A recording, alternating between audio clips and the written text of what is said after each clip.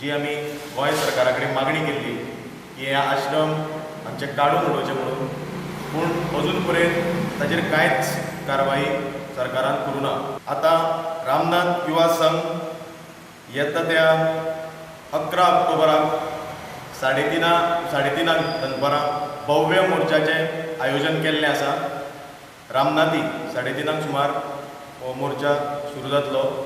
तेच्या नंतर जाहीर सभा जातली, ती बी रामनाथीच जातली.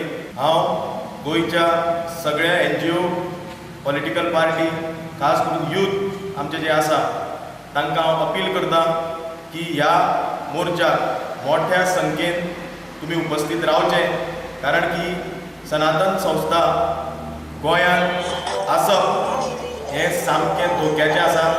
आनी हे प्रत्येक वर्सा आतां ज्यो ज्यो भानगडी जाल्या ताजे वयल्यान तर तुमकां कळाच आसतलें. आनी हो मोर्चा शांततेचो मोर्चा आसतलो. आनी ह्या संबंदी आमी पोंडा पुलीस आनी जे जे संबंदी खातीं आसात तांकां आमी कळयल्लें आसा आनी परमिशन घेतिल्लें आसा.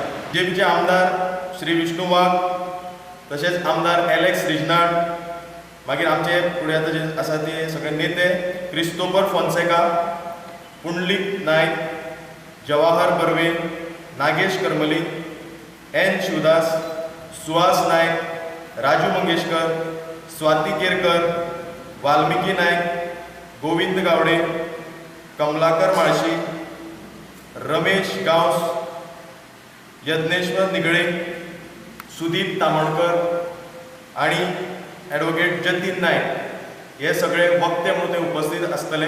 आनी हेणी आमकां पर्सनली सांगून आमकां पाठिंबो दिल्लो आसा. त्याच बरोबर राजा शिरगुप्पे यांनी आमकां जाहीर पाठिंबो दिला.